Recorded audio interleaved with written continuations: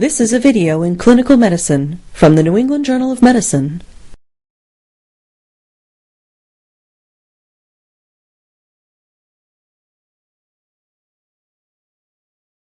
Thoracentesis is used diagnostically to establish the cause of a pleural effusion.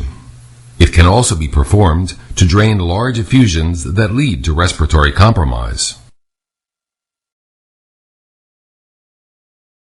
Limited data exist regarding the safety of thoracentesis in patients with coagulation abnormalities. The procedure is probably safe in patients with mild or moderate elevations of the prothrombin time or partial thromboplastin time. The decision to use fresh frozen plasma or platelet concentrates in patients with clinically significant coagulopathy or thrombocytopenia must be made on an individual basis. The procedure should be used with care in patients who are receiving mechanical ventilation, since positive pressure ventilation may bring the lung close to the thoracentesis needle and increase the risk of pneumothorax. Thoracentesis should be deferred in patients with severe hemodynamic or respiratory compromise until the underlying condition can be stabilized. In patients who have small or loculated effusions, the procedure should be performed by experienced operators, ideally with real-time imaging guidance. The thoracentesis needle should not pass through sites of cutaneous infection such as cellulitis or herpes zoster.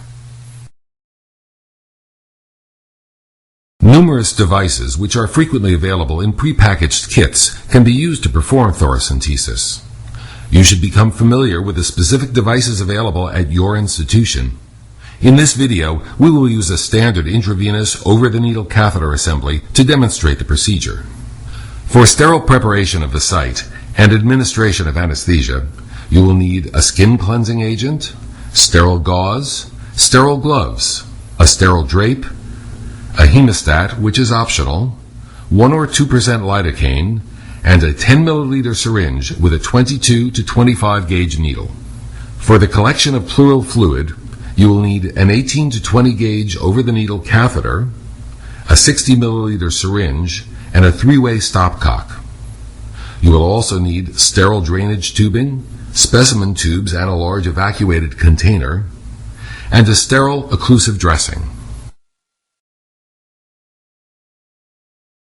Explain the procedure to the patient and obtain written informed consent. You should also verify the patient's identity, mark the correct site, and conduct a pre-procedural timeout. The timeout, which takes place immediately before the procedure is started, consists of confirmation by all members of the care team that the patient's identity, the procedure he or she is to undergo, and the site of the procedure are all correct. You will need an assistant to help position and monitor the patient and assist with the collection of pleural fluid.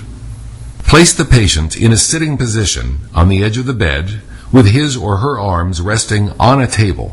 The height of the effusion is determined by auscultation and percussion of the posterior chest wall. With a skin marking pen, mark the needle insertion site. The site should be 5 to 10 centimeters lateral to the spine and at least 1 or 2 intercostal spaces below the top of the effusion. The needle should not be inserted below the 9th rib. If available, bedside ultrasonography can be used to help visualize the effusion. In the patient in this video, the pleural effusion is easily visualized, as are the ipsilateral lung and the liver. Prepare the area with antiseptic solution and apply a sterile drape. Using a 25 gauge needle, place a wheel of local anesthetic such as lidocaine along the superior edge of the rib that lies below the selected intercostal space. Switch to a 22 gauge needle and begin to anesthetize the deeper tissues.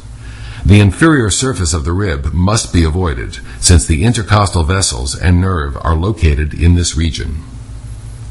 At this point, walk the needle over the superior aspect of the rib, alternately injecting anesthetic and pulling back on the plunger as you advance. Once the needle enters the pleural space, pleural fluid will begin to fill the syringe. Inject more anesthetic at this point to anesthetize the highly sensitive parietal pleura. Note the depth of penetration and then withdraw the needle. If available, a hemostat may be attached to the exposed portion of the needle to mark the depth of the pleural space. Attach an 18-gauge over-the-needle catheter to a syringe and advance it along the superior surface of the rib. Keep pulling back on the plunger as you proceed to the predetermined depth of the pleural space. Once fluid is aspirated, immediately stop advancing the needle and guide the plastic catheter over the needle. When the catheter is fully inserted, remove the needle as the patient exhales or hums. The exposed hub of the catheter should be covered immediately with your finger to prevent the entry of air into the pleural space. Next, attach the three-way stopcock and large syringe to the catheter and continue to aspirate fluid. When this syringe is full, adjust the stopcock so that it is closed to the patient. The stopcock should be open to the patient only when fluid is being actively drained. If additional fluid needs to be drained for therapeutic purposes, attach the collection tubing to the stopcock and to the evacuated container. Open the stopcock to the patient and to the tubing and allow the evacuated container to fill. Generally, you should remove no more than 1,500 milliliters of pleural fluid. The removal of larger volumes may result in post-expansion pulmonary edema. On completion of fluid collection, you should rapidly remove the catheter as the patient holds his or her breath at end expiration. Cover the needle insertion site with an occlusive dressing and clean the surrounding skin.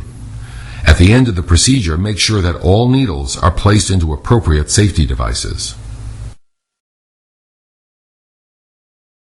Aspirated fluid should be placed in specimen tubes before the large evacuated container is filled or while it is filling. A tube without additives should be used for chemical analyses such as the measurement of lactic dehydrogenase, protein, and glucose levels. An EDTA-treated tube should be used for the cell count and differential count. Specimens for cytologic and microbiologic analyses and for other tests may be required depending on the clinical circumstances. These are discussed in further detail in the accompanying written supplement. Analysis of the pleural fluid will help differentiate a transudate, which is commonly caused by congestive heart failure or cirrhosis, from an exudate, which may be caused by processes such as bacterial pneumonia, cancer, or trauma. Pneumothorax is uncommon after thoracentesis, and when present, it rarely requires the placement of a chest tube. Chest radiographs are not required after simple, uncomplicated procedures. Radiography of the chest should be performed if air was aspirated during the procedure, if chest pain, dyspnea, or hypoxemia develops, or if the patient is critically ill or undergoing mechanical ventilation. Other complications of thoracentesis include pain, coughing, and localized infection. More serious complications include hemothorax, intra-abdominal organ injury, air embolism, and post-expansion pulmonary edema.